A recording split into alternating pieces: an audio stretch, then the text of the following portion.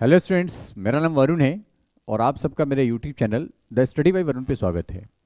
आपके आज के इस वीडियो में हम लोग इंडियन नेशनल कांग्रेस, भारतीय राष्ट्रीय कांग्रेस की जो हिस्ट्री है, जो 1885 से स्टार्ट होती है, उसको हम लोग कब तक 1947 तक, जब तक हम लोग को आज़ादी नहीं मिलती है तब तक के बीच में जो इनके जो सम्मेलन हुए हैं, समिट्स हुए हैं, उससे संबंधित क्वेश्चन आपके एग्जामिनेशन में पूछे जाते हैं। उन सारे के सारे पॉइंट्स को हम लोग इस वीडियो में कवर करेंगे।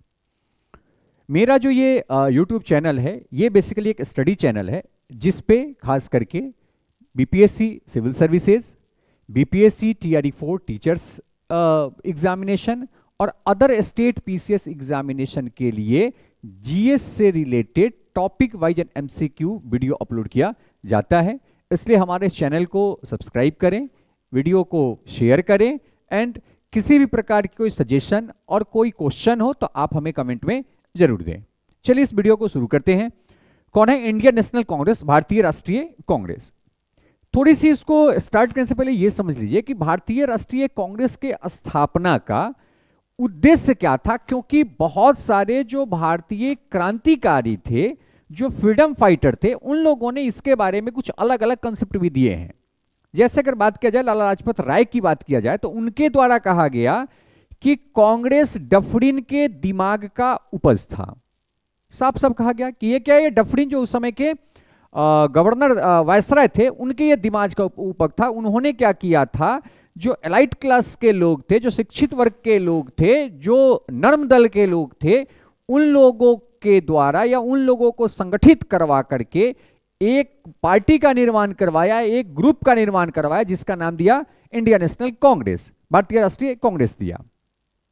साथ ही साथ ये एओ ह्यूम इसके संस्थापक हैं और ये एओ ह्यूम के जो बायोग्राफी राइटर थे वेडरवन, उनका क्या नाम था? वेडरवन।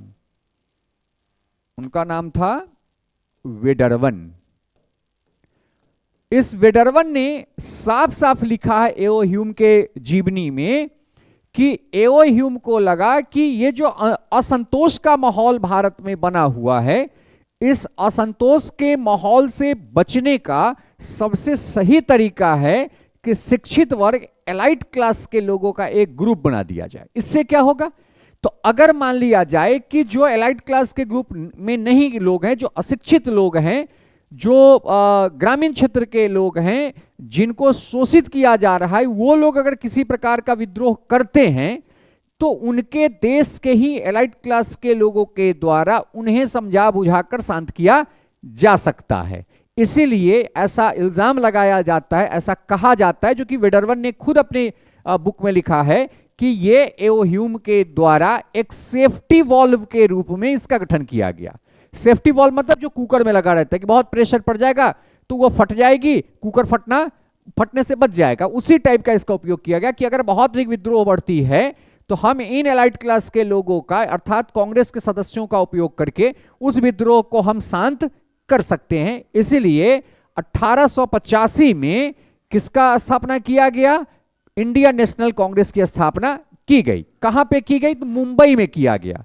जो कि इसे स्थापित करने का जो पहले से शेड्यूल था वो पुणे में था, लेकिन वहां पे हैजा फैलने के कारण वहां पे वो मीटिंग नहीं हो पाया और उस मीटिंग का आयोजन जो 28 दिसंबर को हुई वो कहां पे? मुंबई में की गई। और 28 दिसंबर को दोपहर के 12 बजे इस संगठन का नींव मुंबई में रखा गया। कहां पर? तो ग्वालियर टैंक मैदान में स्थित गोकुलदास तेजपाल संस्कृत कॉलेज में इसकी स्थापना की गई। और इसके संस्थापक कौन है? इसके संस्थापक हैं एओ ह्यूम। ठीक है, लेकिन एओ ह्यूम इसके प्रथम अध्यक्ष नहीं बनते हैं और कांग्रेस के प्रथम अध्यक्ष जो 1885 में बना, उनका नाम था WC बनर्जी, व्योमेश चंद्र बनर्जी। देखिए, कांग्रेस का प्रत्येक वर्ष, आज भी, अभी भी प्रत्येक वर्ष उसकी अधिवेशन होती है। उस अधिवेशन में कांग्रेस के अध्यक्ष का चुनाव वहां पे किया जाता है और वो 1 वर्ष तक उस अध्यक्ष पद पर रहते हैं। तो कांग्रेस के जो प्रथम अध्यक्ष थे वो कौन थे? WC बनर्जी थे। इनको शॉर्ट में WC बनर्जी कहते हैं, जो 1885 में कांग्रेस के प्रथम अध्यक्ष बने थे। लेकिन कांग्रेस के संस्थापक कौन है? एओ ह्यूम, और एओ ह्यूम के जीवनीकार कौन है? बिडरवन। नेक्स्ट, प्रथम जो अधिवेशन हुआ था, जो अधिवेशन 28 दिसंबर से लेकर के 31 दिसंबर तक चला, इस अधिवेशन में कुल 72 प्रतिनिधि मतलब 72 लोग शामिल हुए और उसमें अधिकतम लोग वकील थे। इसीलिए आप देखिएगा कि इनका जो संविधान लिखा गया है, इनके जो टोटल एक जो इनका आप कह सकते हैं कि कोड लिखा गया है, उस कोड में वकालत की भाषा का सर्वाधिक उपयोग किया गया है। वकीलों का जो लैंग्वेज होता है उसका उपयोग किया गया है, क्योंकि प्रारंभ से इसमें वकीलों की संख्या सर्वाधिक रही है। नेक्स्ट, कांग्रेस का जो अधिवेशन है वो आज भी लगभग आप देखिएगा वो दिसंबर के महीने में होती है, ठीक है। उस समय भी यही किया गया कि प्रत्येक एक वर्ष, क्योंकि देखिए दिसंबर में स्थापित हुआ तो अगला एक वर्ष दिसंबर में ही होगा, लेकिन कभी कभी बीच में भी इसके अधिवेशन आयोजित की जाती थी कुछ कारणवश। जैसे यहां थर्ड पॉइंट में लिखा हुआ है कि कांग्रेस के अधिकांश वार्षिक अधिवेशन दिसंबर के अंत में होता था, लेकिन कुछ अधिवेशन जो है वो बीच में भी हुआ है। जैसे असहयोग आंदोलन के समय 1920 में अधिवेशन हुआ, जो दिसंबर से पहले अगस्त सितंबर के महीने में ही कर दी गई थी। दूसरा, सविनय अवज्ञा आंदोलन के समय 1930 के समय। तीसरा, इसने 31 में इसकी अलग से अधिवेशन कर दी गई, जो मार्च में अधिवेशन हुआ था। अर्थात कुछ अधिवेशन इसके हैं जो दिसंबर में नहीं हुआ, वो बीच में किया गया, जिसमें 3 साफ साफ यहां पे लिखा हुआ है। पहला 1920 में असहयोग आंदोलन के समय, जो सितंबर में हुआ था। सविनय अवज्ञा आंदोलन के समय, इसके बाद जो कब हुआ था 29 मार्च 1931 को हुआ था। तो ये सब अधिवेशन बीच में भी किया गया है, क्योंकि समय पड़ने पर बीच में भी अधिवेशन का आयोजन की प्रावधान इसमें रखी गई है। बेसिकली कांग्रेस का जो प्रारंभिक नाम था वो था भारतीय राष्ट्रीय संघ। देखिए, कांग्रेस का अर्थ होता है संसद, कांग्रेस का अर्थ कहता है संसद। जैसे अमेरिका के संसद को कांग्रेस कहा जाता है, कांग्रेस का अर्थ होता है जहां समूह, जहां लोग बैठते हैं, प्रतिनिधि बैठते हैं, उसको कांग्रेस कहा जाता है। तो प्रारंभ में इसका नाम भारतीय राष्ट्रीय संघ था, लेकिन दादा भाई नौरोजी के सुझाव पर इसका नाम भारतीय राष्ट्रीय संघ से बदलकर भारतीय राष्ट्रीय कांग्रेस कर दिया गया। देखिए, जैसे मैंने बोला कि डफरिन बहुत ही शार्प माइंडेड पर्सन था, बहुत ही कमीना किस्म का इंसान था। वो चाहता था कि बिना लड़े हुए सबको शांत कर दें, और बाद में वही चल करके इसका विरोध करने लगा। कहा ये कुछ नहीं है, ये तो एक तो तनिक क्षण ये कार्य करने वाला है, इसमें तो लोग अल्प लोगों का यह संगठन है। बाद में इसी का क्रिटिसाइज करने लगा, और प्रारंभ में उसी का यह गेम था कि एक एलाइट क्लास पढ़े लिखे लोगों के द्वारा एक संगठन की स्थापना की जाए, जिस संगठन का हम लोग अपने बुरे वक्त में उपयोग कर सके। सेकेंड, इसका जो अधिवेशन है वो अधिवेशन हुआ कहां पे? कलकत्ता में। और मैंने बोला कि प्रत्येक वर्ष अधिवेशन होता था, तो द्वितीय अधिवेशन इसकी 1886 में कलकत्ता में हुई, जिस अधिवेशन की अध्यक्षता दादा भाई नौरोजी, जिसे grand old man of India कहते हैं, इनके द्वारा किया गया है। दादा भाई नौरोजी बेसिकली कांग्रेस के 3 बार अध्यक्ष बने हैं। यह बहुत बार क्वेश्चन पूछ भी चुका है। कौन कौन वर्ष? तो पहली वर्ष बने 1886 में, फिर 1893 में, और फिर 1906 में। तो दादा भाई नौरोजी कितने टाइम्स बने हैं? 3 टाइम्स कांग्रेस के अध्यक्ष बने हैं, 1886, 1893 और 1906 में। तीसरा अधिवेशन 1887 में किया गया। कहां पे अधिवेशन हुई? मद्रास में। देखिए, सारे अधिवेशन पढ़ने की कोई जरूरत नहीं है, जो महत्वपूर्ण अधिवेशन है हमें वही पढ़ना है, क्योंकि अगर आप ऐसे अधिवेशन देखिएगा तो 85 से लेकर के 47 तक 15-16 अधिवेशन उधर हो गए, 47 के आसपास इसमें 4 अधिवेशन को घटा दीजिए, लगभग यहां पर 43 अधिवेशन, तो ये लगभग 50-60 अधिवेशन हो जाएगा। इतनी पढ़ने की जरूरत नहीं है आपको। 15 से 16 से 17, 18 तक बहुत हो गया, इतना अधिवेशन पढ़ेंगे, आपका जो क्वेश्चन हो कहीं से छूटने वाला नहीं है। और मेरे इस एक वीडियो से 90% चांस है कि आपके कांग्रेस से रिलेटेड क्वेश्चन कहीं नहीं जाएगा, क्योंकि इस वीडियो के बाद हम 15 क्वेश्चन कांग्रेस का महत्वपूर्ण लेकर के आएंगे, जो बहुत ही इंपॉर्टेंट क्वेश्चन है, इसलिए उस सेशन को देखना मत भूलिएगा। नेक्स्ट, तो तीसरा अधिवेशन हुआ था 1887 में, और यह अधिवेशन कहां हुआ था? मद्रास में हुआ था, और इसकी अध्यक्षता बदरुद्दीन तैयबजी किए थे, जो प्रथम मुस्लिम अध्यक्ष थे, जो कांग्रेस के प्रथम मुस्लिम अध्यक्ष थे, जिनका नाम है बदरुद्दीन तैयबजी। इनके द्वारा कांग्रेस के तीसरा अधिवेशन जो मद्रास में हुआ था 1887 में, उसकी अध्यक्षता की गई थी। तो कई पूछे भाई कांग्रेस का प्रथम जो चेयरमैन है या प्रथम जो अध्यक्ष है वो कौन थे? व्योमेश चंद्र बनर्जी थे प्रथम इसके अध्यक्ष। दूसरा अध्यक्ष कौन है? दादा भाई नौरोजी हैं। और तीसरा अध्यक्ष कौन है? बदरुद्दीन तैयब जी हैं। तो इसके जो प्रारंभ के 3 अध्यक्ष हैं वो ये आपको है।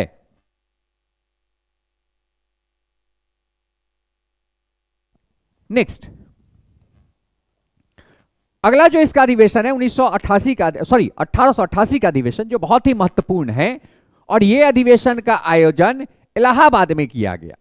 इस अधिवेशन की जो अध्यक्षता है वो जॉर्ज यूले के द्वारा किया गया। और यह इसलिए महत्वपूर्ण है क्योंकि जॉर्ज यूले प्रथम विदेशी अध्यक्ष थे। प्रथम विदेशी अध्यक्ष या कह सकते हैं प्रथम अंग्रेज अध्यक्ष जो थे कांग्रेस को, कौन बने थे? George Yule. जॉर्ज यूले के बाद कुछ अन्य लोग भी इसके अध्यक्ष बने हैं, जैसे वेडरबन। वेडरबन जो है इसके अध्यक्ष 1889 और 1910 में बने हैं। दूसरा वेवल बना है 1894 में, 1894 में। और तीसरा कार्टन बना है 1904 में। लेकिन प्रथम जो अंग्रेज अध्यक्ष थे कांग्रेस के वो जॉर्ज यूले थे, जो कांग्रेस के 1888 के अधिवेशन की अध्यक्षता किए थे। जॉर्ज यूले के बाद वेडरबन बने हैं। वेडरबन 2 बार बने हैं। कब कब? 1889 में और 1910 में। दूसरा बने हैं वेवल, जो कब बने हैं? 1894 में। और तीसरा बने हैं कार्टन, जो कब बने हैं? 1904 में बने हैं। ठीक है, नेक्स्ट। अब है 1896 का अधिवेशन, जो कहां पे हुआ था? कोलकाता में हुआ था। बेसिकली यह अधिवेशन की अध्यक्षता रहमतुल्लाह सयानी के द्वारा की गई थी। और इस अधिवेशन की सबसे मुख्य विशेषता यह थी कि इस अधिवेशन में राष्ट्रीय गीत वंदे मातरम पहली बार गाया गया था।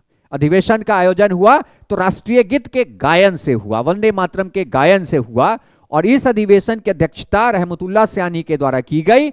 और यह अधिवेशन 1896 में कोलकाता में आयोजित किया गया। जैसे आज के समय के लोग कहते हैं कि भाई वंदे मातरम गाना एक धर्म समुदाय के लिए वो अच्छा नहीं है, लेकिन आप देख रहे हैं कि ये ही धर्म के लोग रहमतुल्लाह सयानी के द्वारा इस अधिवेशन की अध्यक्षता की गई, जहां पे राष्ट्रीय गीत वंदे मातरम गाया गया। और अधिवेशन का आयोजन कहां पे हुआ था? किस जगह पे? कोलकाता में हुआ था 1896 में। नेक्स्ट, अगला जो अधिवेशन हुआ है 1901 का अधिवेशन, यह भी कोलकाता में हुआ था। देखिए, अधिकतम अधिवेशन कोलकाता में हुआ है, सॉरी अधिकतम नहीं कह सकते, सर्वाधिक कह सकते हैं कि सर्वाधिक जो एक जगह पर अधिवेशन होने का जो कांग्रेस का रिकॉर्ड है उसमें सर्वाधिक अधिवेशन कोलकाता में आयोजित हुआ है।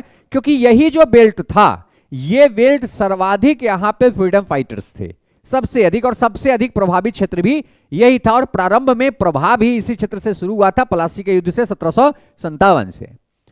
तो 1901 का जो अधिवेशन ये कहां हुआ था? कोलकाता में हुआ था। इसकी अध्यक्षता कौन किए थे? दिनशा वाचा किए थे। याद रखिएगा, इसका अधिवेशन की अध्यक्षता कौन किए थे? दिनशा वाचा किए थे। और ये इसलिए महत्वपूर्ण है क्योंकि इस अधिवेशन में प्रथम बार गांधी जी भी शामिल हुए थे। हम लोग पढ़ते हैं कि भाई 1915 से उनकी बात करते हैं, नहीं, गांधी जी कांग्रेस के अधिवेशन में सर्वप्रथम शामिल हुए थे 1901 के कोलकाता अधिवेशन में, जिसकी अध्यक्षता दिनशा वाचा के द्वारा किया गया था, जिसमें गांधी जी सर्वप्रथम कांग्रेस के अधिवेशन में भाग लिए थे। नेक्स्ट, अगला 1906 का अधिवेशन, जो कहां पे हुआ था? कोलकाता में हुआ था। देखिए, अधिकतम अधिवेशन का दिखा रहे हैं कि कोलकाता में हुआ था। इस अधिवेशन की जो अध्यक्षता है वो पहले ही आप पढ़े कि दादा भाई नौरोजी के द्वारा किया गया 3 बार। कौन कौन सा 3 बार किया गया? 1886 में किया गया, फिर 93 में किया गया और फिर 1906 में किया गया, जो कि मैंने आपको दूसरे स्लाइड में ही आपको बताया हूं कि दादा भाई नौरोजी के द्वारा 3 अधिवेशन की अध्यक्षता की गई, 86, 93 और 1906 की गई। नेक्स्ट, अगला जो अधिवेशन है वो है 1907 का अधिवेशन। ये थोड़ा सा महत्वपूर्ण अधिवेशन है क्योंकि इस अधिवेशन में कांग्रेस का विभाजन हुआ था गरम दल और नरम दल में।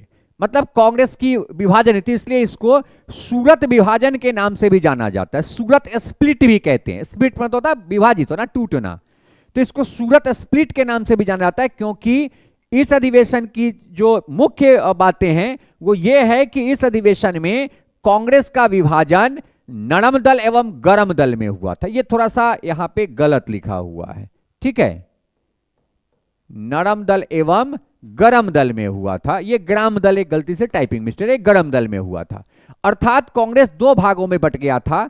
जो लोग अहिंसा के सपोर्टर थे वो नरम दल में थे, जो हिंसक प्रवृत्ति के थे वो गरम दल में थे। वो लोग अलग हो गए, जैसे तिलक लोग इससे अलग हो गए और लोग इसमें जो थे वो रह गए थे। तो प्रथम बार कांग्रेस का विभाजन कब हुआ? सूरत अधिवेशन में, जिस अधिवेशन की अध्यक्षता रास बिहारी घोष के द्वारा किया गया था। और यह अधिवेशन कहां हुई थी? सूरत में थी, इसलिए सूरत विभाजन, सूरत स्प्लिट के नाम से भी जाना जाता है। नेक्स्ट, 1911 का अधिवेशन। 1911 का अधिवेशन भी कोलकाता में हुआ।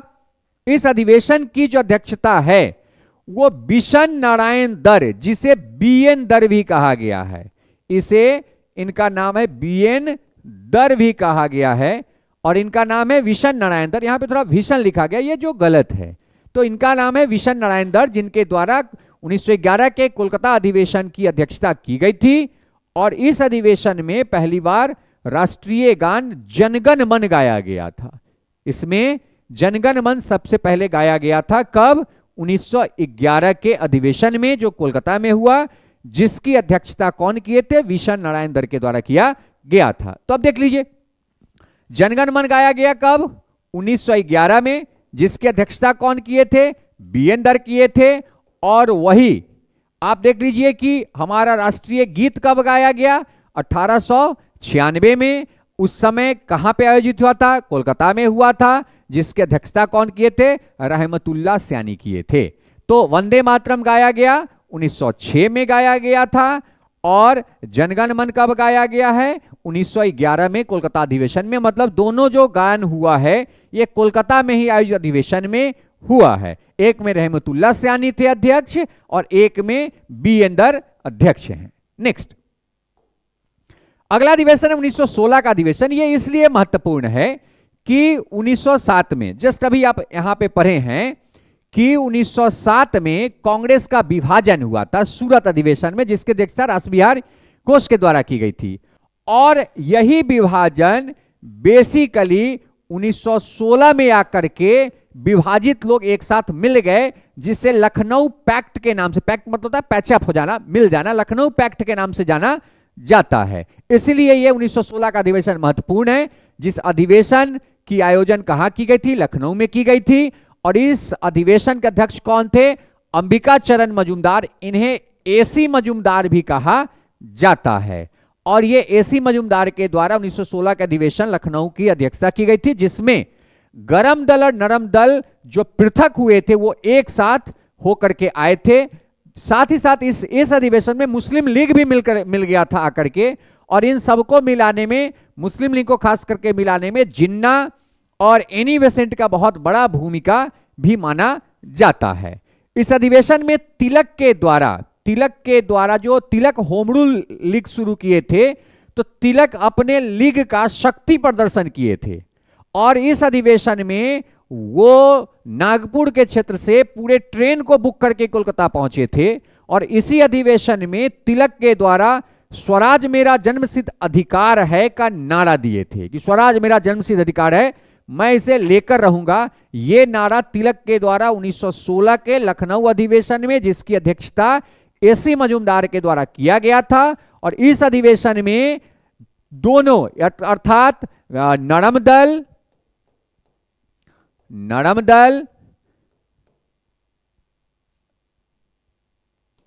दल, नरम दल, गरम दल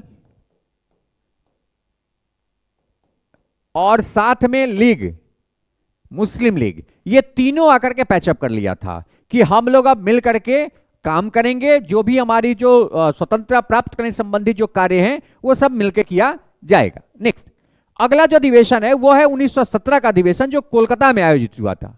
और ये इसलिए महत्वपूर्ण है कि ये पहला अधिवेशन था कांग्रेस का जिस अधिवेशन की अध्यक्षता एक महिला अध्यक्ष के द्वारा किया गया था। अर्थात इस अधिवेशन की अध्यक्षता एनी बेसेंट के द्वारा, एक आयरलैंड की महिला थी, आयरिश महिला थी, इनके द्वारा किया गया था। साथ ही साथ यह भी क्वेश्चन बनता है कि एक विदेशी महिला के द्वारा कांग्रेस के किस अधिवेशन की अध्यक्षता की गई थी, तो वो था 1917 के कोलकाता अधिवेशन का। इसके बाद आजादी से पूर्व कांग्रेस के 3 महिला अध्यक्ष बनी हैं। पहला है एनी बेसेंट, दूसरा है सरोजिनी नायडू और तीसरा है नलिनी सेन गुप्ता। तो एनी बेसेंट कब बन गई? 1970 के कोलकाता अधिवेशन की अध्यक्षता की। सरोजिनी नायडू 1925 के कानपुर अधिवेशन की अध्यक्षता की थी और नलिनी सेन गुप्ता 1933 के कोलकाता अधिवेशन की अध्यक्षता की थी। तो पहला जो महिला अध्यक्ष है वो कौन है? एनी बेसेंट है, जो कब की थी? 1917 में। और प्रथम भारतीय महिला अध्यक्ष कौन बनी थी? वो बनी थी सरोजिनी नायडू, जो 1925 के कानपुर अधिवेशन की अध्यक्षता की थी।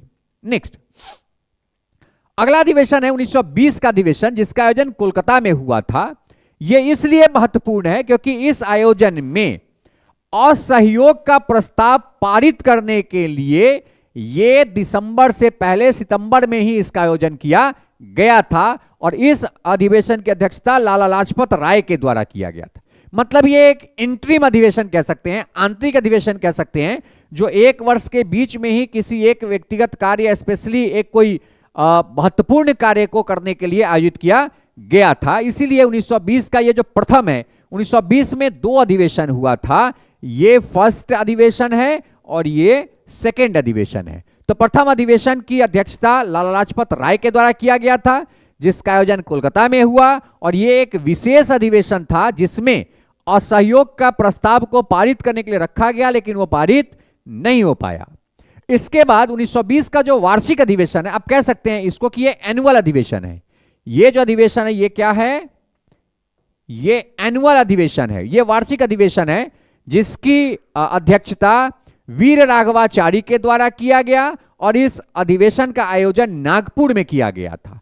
और इस अधिवेशन में असहयोग का जो प्रस्ताव था, असहयोग आंदोलन को प्रारंभ करने का जो प्रस्ताव था, उसे पारित किया गया था। साथ ही साथ इस वार्षिक अधिवेशन में कांग्रेस के द्वारा भाषाई आधार पर प्रांतों के गठन की बात की गई थी कि भाई भाषा आधार पर हम प्रांतों का अलग अलग गठन करेंगे। मतलब हम राज्यों का अलग अलग जो सीमा क्षेत्र निर्धारण है, प्रांतों का जो सीमा क्षेत्र निर्धारण है, उसमें हम निर्धारण में भाषा को भी एक महत्वपूर्ण बिंदु के रूप में उपयोग करेंगे। और ये रास बिहारी वीर राघवाचारी के अध्यक्षता में जो आयोजित अधिवेशन 1920 का नागपुर अधिवेशन था, उसमें यह प्रस्ताव कांग्रेस के द्वारा रखा गया था। अगला अधिवेशन 1924 का अधिवेशन, जो बेसिकली बेलगांव में हुआ था, कर्नाटक के क्षेत्र में हुआ था।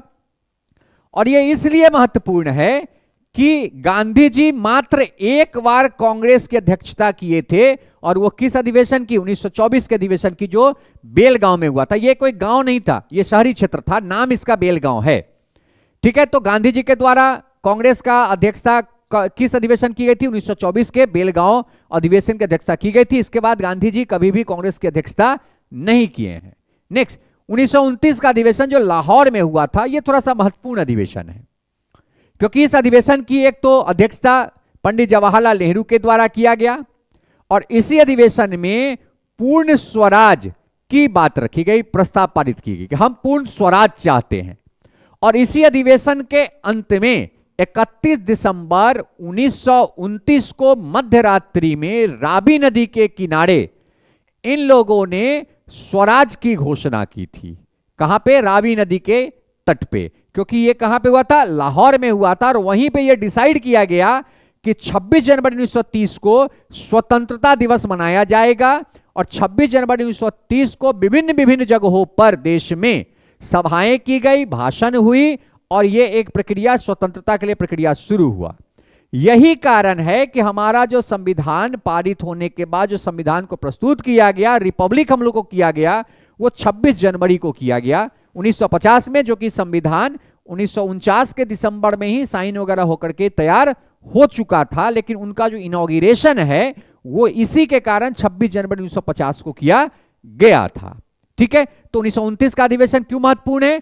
क्योंकि इस अधिवेशन में पूर्ण स्वराज का प्रस्ताव पारित किया गया और इसी अधिवेशन के अंत में 31 दिसंबर 1929 को रावी नदी के तट पर इन लोगों के द्वारा स्वतंत्रता का झंडा भी फहराया गया और वहां से ही डिसाइड किया गया कि 26 जनवरी 1930 को हम देश के विभिन्न क्षेत्रों में हम स्वतंत्रता दिवस का आयोजन करेंगे।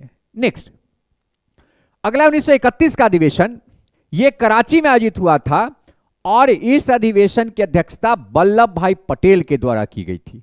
और इसी अधिवेशन में सर्वप्रथम मौलिक अधिकार, फंडामेंटल राइट्स का प्रस्ताव पारित किया गया था।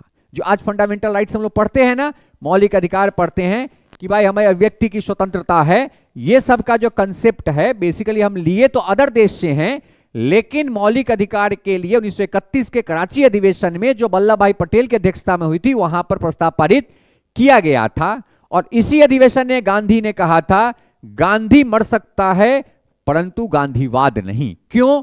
क्योंकि 1931 के द्वितीय गोलमेज सम्मेलन में गांधी कांग्रेस का प्रतिनिधि करने के लिए इंग्लैंड गए थे और लोगों को यह आशा था कि भगत सिंह सुखदेव का जो फांसी है वो बात करके गांधी जी रुकवा सकते हैं, लेकिन गांधी के द्वारा ऐसा किया नहीं गया, जिसके कारण उन क्षेत्रों में बहुत अधिक गांधी जी के विरोध में रोष था। लोगों ने गांधी जी को काला झंडा भी दिखाया था, जिसके बाद इस अधिवेशन में जब गांधी जी शिरकत लेते हैं तो वहां पे उन्होंने कहा कि गांधी मर सकता है, गांधीवाद नहीं मर सकता, अर्थात मेरा जो कॉन्सेप्ट है, मेरा जो अहिंसा का कॉन्सेप्ट है वो कभी मर नहीं सकता है।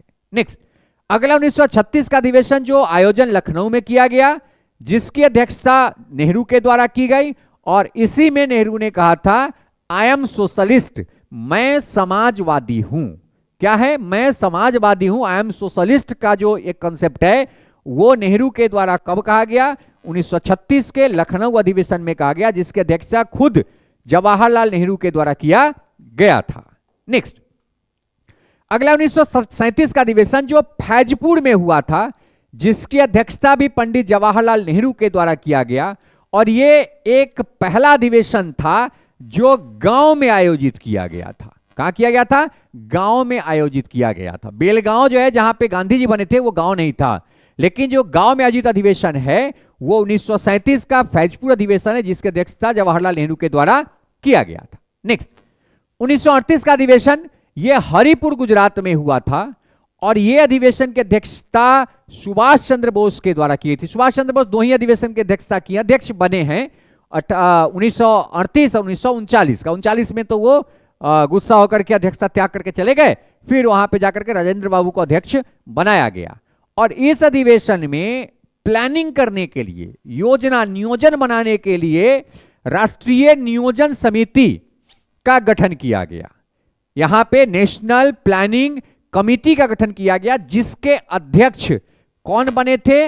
इस नेशनल प्लानिंग कमेटी के अध्यक्ष नेहरू जी को बनाई गई, और यह नेशनल प्लानिंग कमेटी का गठन 1938 के हरिपुर अधिवेशन में किया गया, जिसकी अध्यक्षता, अधिवेशन की अध्यक्षता सुभाष चंद्र बोस के द्वारा की गई, लेकिन राष्ट्रीय नियोजन समिति की अध्यक्षता पंडित जवाहरलाल नेहरू के द्वारा किया गया। नेक्स्ट, अगला अधिवेशन 1939 का अधिवेशन जो त्रिपुरा जबलपुर में हुआ था, त्रिपुरी और त्रिपुरा के नाम से जाना जाता है, और इस अधिवेशन की अध्यक्षता भी सुभाष चंद्र बोस के द्वारा किया गया था। लेकिन इस अधिवेशन में डिस्प्यूट हो गया गांधी जी से। गांधी जी चाहते थे कि इस अधिवेशन में गांधी के नरम दल के लोग चुन करके आए, लेकिन इस अधिवेशन के आते आते गरम दल भी बहुत अधिक पावरफुल हो चुका था, जिसके कारण इस अधिवेशन में गरम दल के विजय हुई, और ये थोड़ा सा एक डिस्प्यूट हो गया यहां पे। इस डिस्प्यूट के कारण ये जो सुभाष चंद्र बोस हैं वो इस अधिवेशन के अध्यक्ष पद से रिजाइन दे देते हैं, जिसके बाद डॉक्टर राजेंद्र प्रसाद को अधिवेशन की अध्यक्षता सौंपी जाती है। इसका भी कारण है, राजेंद्र बाबू एक ऐसे व्यक्ति थे जिनसे नरम दल और गरम दल दोनों प्रभावित रहते थे, और यहां पे गरम दल के लीडर चुने गए थे, वो रिजाइन कर दिए, गरम दल भड़क गया। अब उसको शांत करने के लिए राजेंद्र बाबू को लाया गया कि आप इस अधिवेशन की अध्यक्षता कीजिए, ताकि पुनः कांग्रेस का बंटवारा न हो।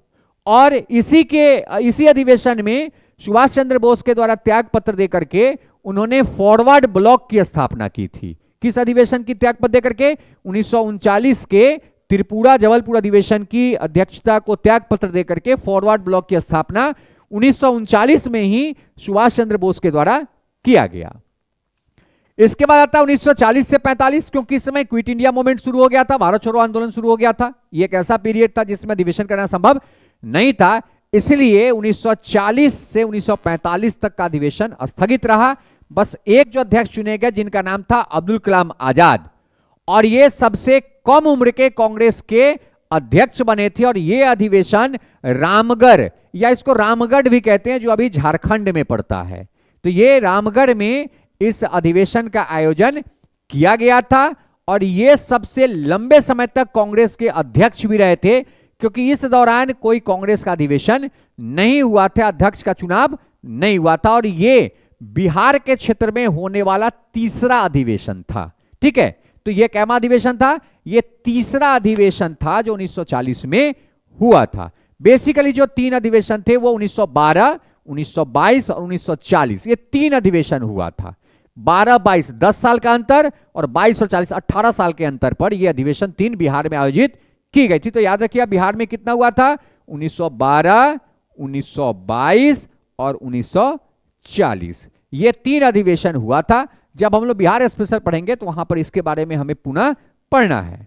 नेक्स्ट, आप लोग थोड़ा कमेंट में करके ये बताइए कि 1912-22 में कहां पर आयोजन की गई थी, किस जगह पर बिहार में की गई थी, और उसके अध्यक्ष कौन चुने गए थे। ये 2 पॉइंट आप लोग कमेंट कीजिए, किस किस वर्ष का, 1912 का और 1922 का, अधिवेशन का जगह कौन था और अध्यक्ष किनको चुना गया था। नेक्स्ट, सेकेंड लास्ट, नेक्स्ट अधिवेशन है जिसका आयोजन नवंबर 1946 में किया गया था, और यह आयोजन मेरठ में हुआ था। और यह स्वतंत्रता से पहले, या कह सकते हैं कि हम लोग जब आजाद नहीं हुए थे उस समय का यह अंतिम अधिवेशन था। और इस अधिवेशन की अध्यक्षता जेबी कृपलानी के द्वारा की गई थी। इसलिए जेबी कृपलानी आजादी के समय कांग्रेस के अध्यक्ष थे, आजादी के समय कांग्रेस के अध्यक्ष थे। और ये अधिवेशन और इनकी अध्यक्षता जो है वो नवंबर 1946 से लेकर के नवंबर 1947 तक था, अर्थात अगस्त 47 में कांग्रेस के अध्यक्ष कौन थे? जेबी कृपलानी थे।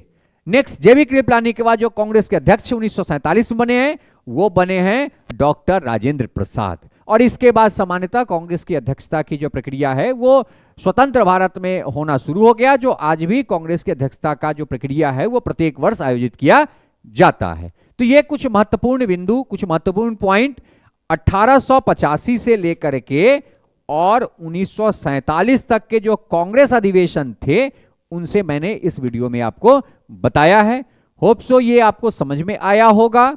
और इस पे हम लोग नेक्स्ट वीडियो में 15 जो इनके एमसीक्यू क्वेश्चन है उसको लेकर के आएंगे, जिसको सॉल्व करने के बाद कांग्रेस से रिलेटेड जो क्वेश्चन आते हैं एग्जाम में और आएंगे उसमें बहुत अधिक परेशानी आपको होने वाला नहीं है।